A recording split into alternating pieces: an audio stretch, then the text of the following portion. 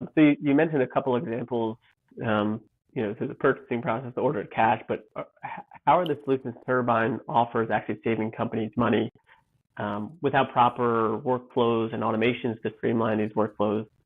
Are e-coms leaving money on the table? Yeah, so one of the easiest ways that we can point to is through our inventory forecasting. So one of the great things about Turbine, because we connect to all these different places where you're already selling, we can help you better forecast your orders. And I mentioned my background is really as a data engineer. And so one of my favorite parts of the product is that we can ingest all of your historical sales data and help forecast what your sales will be with a certain level of confidence, give you that information, and then allow you to do the last mile customization, right? And as I remind my customers, like, no one knows your business better than you.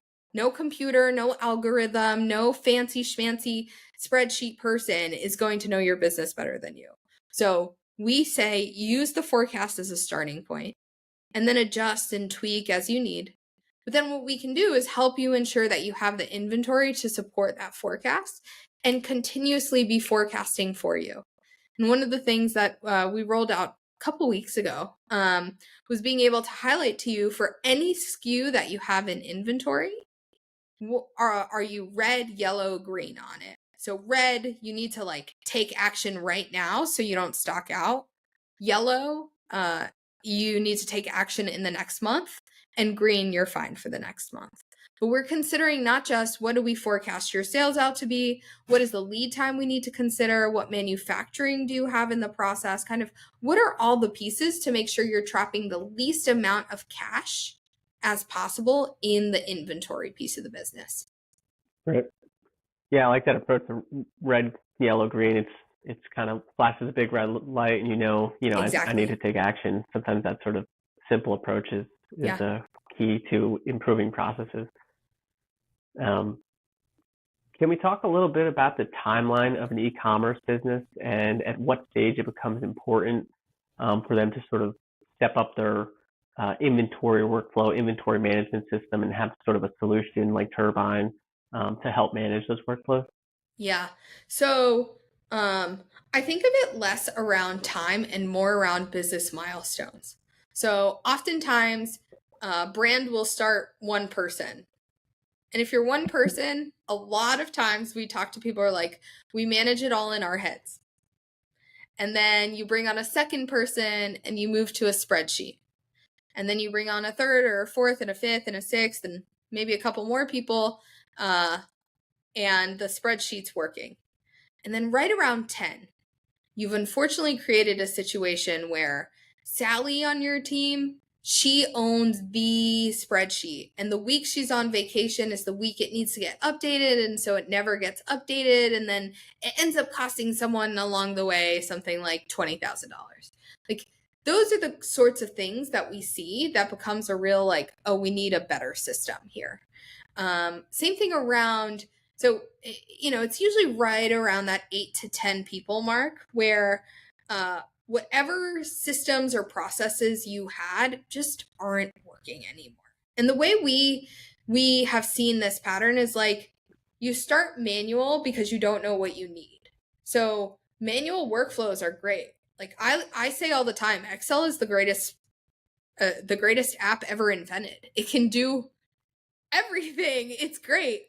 But the minute you need things like controls and one-way workflows, like when Excel starts breaking, that's when, not because of data volume or something like that, but because you're ready for a system, you need to know what purchase orders were cut and you can't rely on someone manually updating a spreadsheet. That's when we come in and we have a great conversation with brands. And almost always we're seeing them move from spreadsheets into something like Turbine. Every once, or probably about a third of the business is them moving from a couple other competitors to Turbine. But we focus so much on really understanding what's hurting before we even recommend whether or not Turbine's a solution. Yeah, I absolutely agree.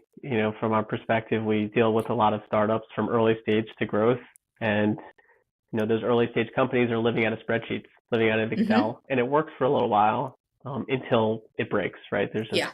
too much volume, too many people involved, and the process And gets more difficult. So having and automation is mm-hmm. key. And everyone's like likes their spreadsheets a little bit differently, right? Like I would rather share a toothbrush with my husband than a finance spreadsheet, right? Like uh, everyone likes their spreadsheets a little bit Yeah, differently, and I had a boss who used to say like whenever he shared a spreadsheet, he would say, "And you can't hold me accountable if you don't understand what's going on."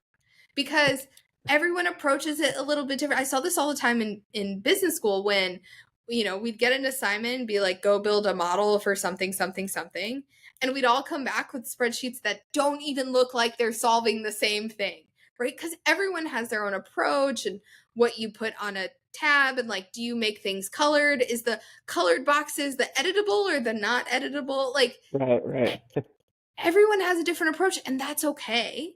But at some point you realize like the customizable, you want less flexibility in your systems as you're scaling. Right. You must really love spreadsheets if you're willing to share a toothbrush, but I'm on the same page. I couldn't agree more. Um, So yeah, I want to end by highlighting the importance of having access to real-time accurate data for an e-com. Executives Mm-hmm. of these e-com businesses rely on data to make daily decisions about inventory procurement, as well as forecasting supply and demand of their products at a SKU level. Mm-hmm. So as a first step, what would you recommend to e-com execs who are struggling with some of the issues we talked about today? What would you recommend as sort of as that first step? Yeah. So um there's this exercise that I've recommended to folks around a decision log. So for a day, just any day, it could be the rest of today whenever you're listening to this, or tomorrow, just like log every time you made a decision. Decided to eat eggs for breakfast, decided to make candidate an offer, decided to cut a purchase order for X units to Y supplier, but didn't pay rush shipping, right? Like just log all those decisions. And at the end of the day, carve out an hour to say, what information did I not have that I wish I had on that decision, right? Like if you walked into the conversation, you made a decision anyway, what information do you wish you would have had to make a better decision? And where are the places you deferred making a decision because you didn't have the information you need? And I think that's one of the things I've really come to appreciate is like almost always people kind of know. When I'll give you an anecdote. I remember being in this one particular meeting at GitLab where we're talking about how many people apply, and I forget the numbers now, but the VP was like, I think we get like 9,000 applications a month. And I'm sitting in this call. I pull up my database editor and I write the SQL query like to see how many applications we get. And like the prior month, we had gotten 10K. So I come off mute and I say that. It's like, did that materially change anything? Like going from 9,000 to 10,000? Like, does that actually change something in terms of whatever decisions were made next? And oftentimes it's like, there are lots of things where our gut is close enough, but where we need the data, we need it to be accurate. We're pricing out a new 3PL and we need to know how many packages we're shipping. Or we want to know when we're going to be out of SKU ABC so that we can reorder, and there's a 9-month lead time. So we don't have a lot of wiggle room here, right? Like being really clear on what information you need and what's really going to drive the needle makes a huge difference. I'll give you one more specific example. So Black Friday just passed, and for a lot of brands thinking about their Black Friday strategy, part of what they were driving to do this year was not just give these really cool 20-30% discounts, but give those discounts on bundles so that the average order amount was higher than in years past. Now imagine if you could look at your inventory and say, here are the items we have a lot of.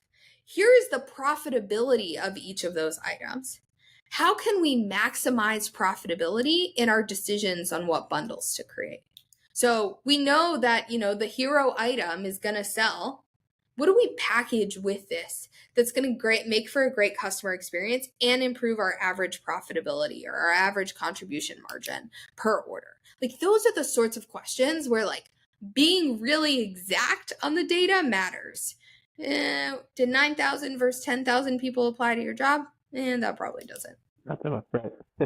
Yeah, it's great. It sounds like, what you guys are doing at Turbine is putting all the, your experiences, your minds together to come up with the right data points and get that information out into your solution. So, you can help these e-coms have the right data at the right time to then make the right decisions. Yeah, exactly. And, huge.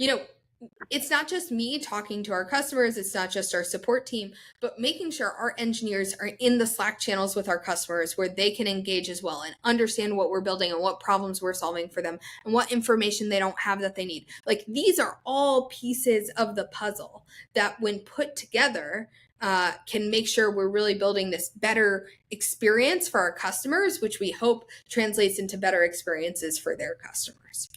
Right. Absolutely. Well, thank you, Emilie. Really appreciate the time today. I think it was very insightful. If there are any listeners that want to connect separately on, anything e-commerce related or to learn more about Turbine, feel free to reach out to us directly. And thank you for listening. Thanks, Lonnie, for having me. Yep. Thanks, Emilie.